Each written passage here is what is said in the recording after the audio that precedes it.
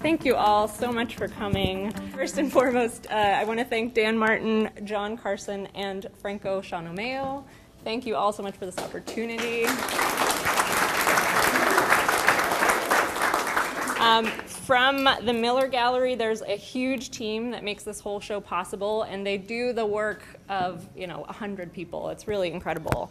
So I'd like to thank Claire, Kara, Sarah, Connie, Vita, Michael, Joe, Daniel, Chloe, Jamie, Madeline, Eugene, Matthew, Maggie, Leah, and Lauren. I was going to try to say all those last names, but I'm afraid I'll butcher them. So thank you all to you guys for doing the work. In the School of Art in the Digital Art Studio, we have to thank Flan Flaherty, Matt Forrest, and Max Hawkins, and also Nathan Trevino, because they helped quite a bit.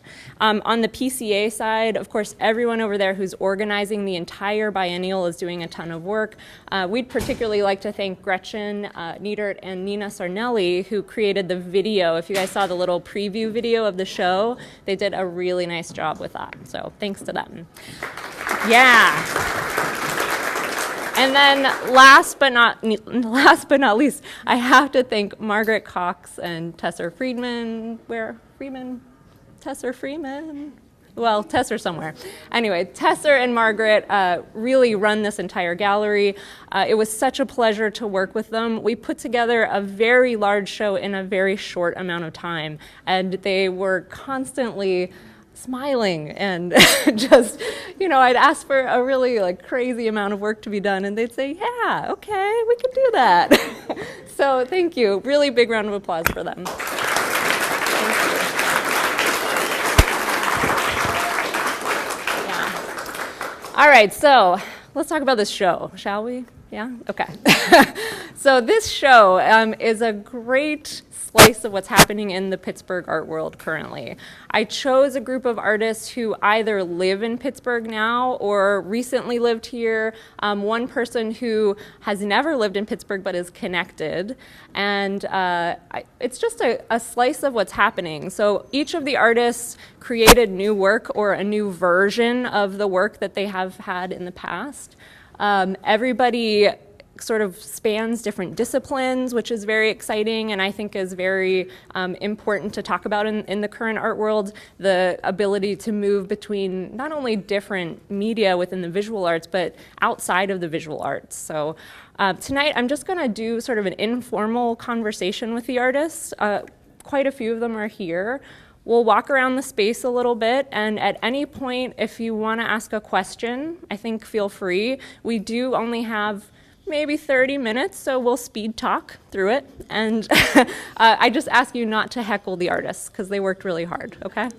Can you agree to that? Good. So in the middle of this room, we are surrounded first by Edith Abeyta's work, which is right here. On the back wall there, we have Ulric Joseph's paintings.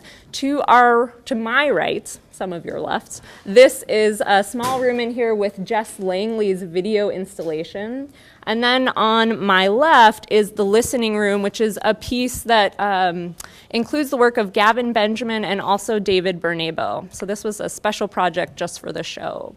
When we go downstairs, we're going to hear from Celeste Neuhaus, from Alexis Gideon. We'll also hear from David Bernabo, who has some more work down there. And then on the first floor, we have the Janks archive folks who are here in town, which is great. They used to live in Pittsburgh, and they have all recently moved to the New York area, right?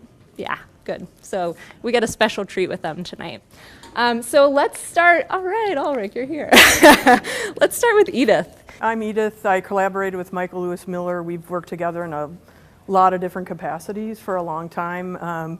He is an artist, primarily kind of working in performance and sculpture, and I typically do participatory-based installations. So this work is very different in some ways, that it's kind of static and it has the potential for participation, but it's not activated during the exhibition. And Michael also was originally trained as a geologist. So the geological processes are really powerful and significant and very present and very visible here in Pittsburgh. So we thought we would maybe try to, in the most humblest way, kind of tackle those sorts of processes using garments. So that this is the result of us collaborating, via text, video chats, phone calls, photos back and forth, that kind of thing, designs, sketches going back and forth, and calling and saying, okay, this is what this looks like. So this is kind of the result. He was not here for the actual fabrication of the work. So some of the pieces, like this particular piece, he fabricated in LA, and then, so there is a version of this in Los Angeles too. But that's kind of the general gist of our process of what happened. The clothes over there on the rack are basically garments that are sort of reference garments, or that things that I was thinking about, and visually, color, form, shape, that I thought kind of made me think about certain natural phenomenon. So there's a dress that very much reminds me of coal, or the color of ice, or things like that. And your collaborator, Michael, had a past life as a geologist, is that right? Right, Okay. yeah. So his first career was as a geologist, a professional geologist. He worked for Shell Oil Company, and this was kind of in the 70s when doing like early investigations into like the whole kind of gas drilling, fracking sort of thing. So he has this historical foot in these processes that are now greatly impacting our area. So that was some of the things we thought about too. Great. All right, thanks, Edith. All right, you're welcome. All right. Ulric. I'm from Trinidad, and I teach at Micah. So, excuse me if I'm out of breath. I just came off of 70. Just trying to make it here on time. The glitter dust is actually from the carnival that we have, and I also use it as a way to talk about, in this case, greed, referring to this archbishop from Germany who actually stole a lot of the church's money. This piece has to do with just being just a black male walking through the streets. When you're in a group, you're often considered an angry mob. So this was kind of like talking about that. This is referencing kind of like how I feel I'm perceived when I walk the street, I'm only after bling. So the glitter dust, which originally is kind of like cultural for me, I use it in the work in different ways for like social commentary. So it's pretty much the gist of how I work. The title of this piece is The Predator, which is pretty... Yeah, so I don't know, I was just trying to incite a reaction out of people, kind of like the reaction sometimes people get when they see me coming. So, and yeah, for the most part, the glitter dust and the social commentary kind of ties into my culture of calypso and carnival. So I'm trying to be like as real as possible. So I love Ulric's practice because he shifts between printmaking and painting, and he also has a digital practice. He's a teacher, which is its own practice itself, right? And he created an entirely new body of work for this show in a very short amount of time. So it's great. Thank you. Thank you. It was a really long summer. All right, so you guys can see we're in the listening room. Again, this was a special project just for the show. Dave Bernabo is another Pittsburgh native, and we recently realized both of us, Pittsburgh natives, our families have a connection. Our parents used to hang out, so it's great. It's a great little connection. But Dave is another person who moves between many different methods of making. music is really your background, right? Now Dave organizes Lightlab, which is really a series about innovative dance in Pittsburgh, which is really exciting. And he also does some visual artwork as well, and just gets to play around quite a bit.